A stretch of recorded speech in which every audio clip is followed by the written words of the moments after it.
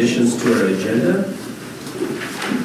Our work session. The first one is adopt a resolution authorizing Jan Friends and the administrator to sign the sale documents for the LEC. We'll do that 19A. The next one is adopt a resolution authorizing Jan, the interim administrator, to sign the conveyance of the 26th Street properties. We'll make that 19B. We're going to talk about the resignation of county attorney. That would be 19C, and how we're going to proceed with backfilling that position. 19D will be the county engineer retirement, and how we're going to approach that. Are we going to outsource that or handle that to recruitment in-house? And then 19E is the county assessor, the application review. We're going to need 2 commissioners to sit on the committee as volunteers to review those applications. So with that, are there any other additions to the agenda? I'll make a motion to accept it with those additions you just mentioned, 19A. We have a motion. Is there a second? Second. Any further discussion? Hearing none, those in favor signify by saying aye. Aye. Opposed, same sign. Motion carries. Okay, at this time we'll open our meeting to public comment. Those wishing to speak must take their name and address for the record after they are acknowledged by the board chair. Each person will be limited to 2 minutes to make his or her remarks. Speakers will address all comments to the board as a whole and not one individual commissioner. The board may not take action on an item presented during the public comment period unless the item is already on the agenda for action. When appropriate, the board may refer inquiries and items brought up during the public comment period to the county administrator for follow-up. We will ask if you're here for public comment that you step up to the podium so that we can, our recording devices can pick up the audio. So with that, does anyone wish to be heard? Yes, sir.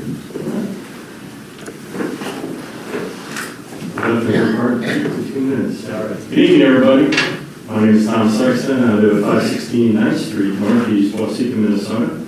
I'm introducing myself as the endorsed Republican candidate for District 19B, which includes Steele County and Waseca County. This is the seat held by Mr. Petersburg currently, but he's retiring. So I just endorsed 2 weekends ago. So a little bit about me. I'm a University of Minnesota graduate school, Carlson School of Management. I went into the Air Force right after graduation for 26.5 years. I flew combat special operations, helicopters, and also taught at the U.S. Army War College before retiring as a full colonel. So 26.5 years of service. Ended in 2012. After that, I was off to learn and do construction management for Enbridge up in Duluth. So I built pipeline facilities and pump station facilities throughout the Midwest, all the way down to Cushing, Oklahoma.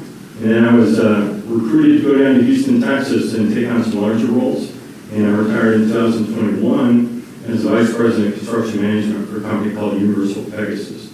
I built quite a few pipelines down in Texas and very congested areas down there. So very familiar with heavy construction. I bring that to the job, so to speak, as well as my military veteran experience. So as soon as I came back to Waseca, which is really our family hometown, we've had a farm before my grandparents sold it. Over there for more than 100 years. My grandfather was very involved in local different things, to include municipal judge and things like that. So I wanted to continue to do that. Volunteered to be on the Planning Commission for the City of Waseca. I'm also on the Waseca County Planning Commission. I'm also the Lake Fest chairman last year and this year. I'm in the Knights of Columbus Lakes Association, and it's many other things that pop up. And I couldn't pass up this opportunity once so many people kept calling me and trying to take this on. So they felt I had a lot of experience to bring that, and I want to help out everything I can in Steele County as well. So I hope I stayed in the 2 minutes. Unfortunately, I have another meeting. Otherwise, I'm more than willing to come back and answer questions or engage. I can leave some cards back on the actual table. I forgot to pass those out. But my email address is also on those small cards. So I look forward to any questions or any additional requests for information from anybody. Thank you. Thank you, sir. Thank you. Yes, thank you. Is there any other public comment? Commisioner Mueller, and I'm a city council member from Medford. So that's to come tonight on behalf of our EDA, and just let you guys know we get funds from Steele County towards that EDA, and those funds this year were used to purchase a digital sign, community sign, So I know we've got some still county messages on there, but basically community signs, school uses it, get all that city information and that out. So I was asking tonight just to relay that message on how those songs were used. Thank you. Thank you. Where's the sign? The sign is at the corner of Central and Main. So right there, basically the corner of that Central Park, that four-way stop there. Across the grandpa's? Yep. When did that get operational then?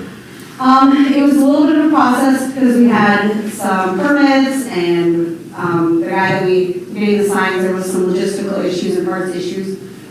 It's been functional midwinter. So it's all up and running, we got all the kinks worked out of it. So we're actually contracting through Owatonna Live to help us with the programming and keep everything up to date. So those slides change and are updated daily as need be, so that the information stays current. Thank you. Yeah. Thank you. Any other public comment?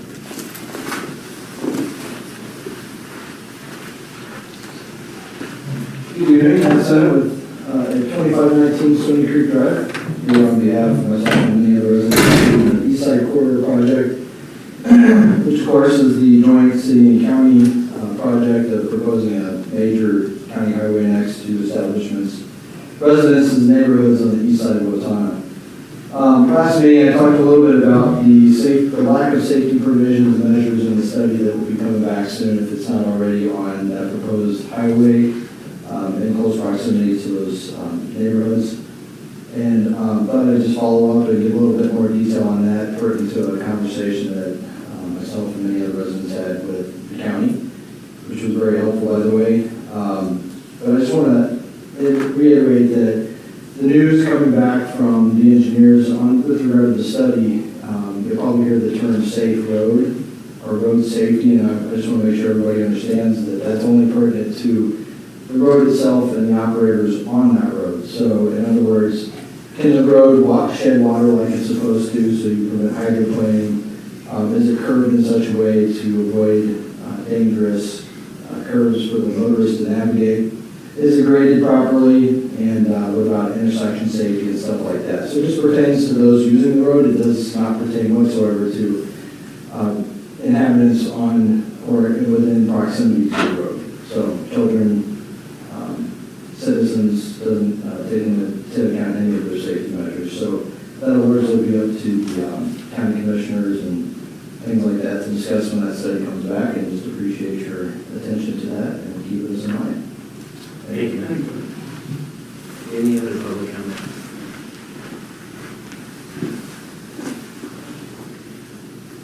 All right, and then we'll close the meeting with public comment. Is there any correspondence? The only correspondence was the letter of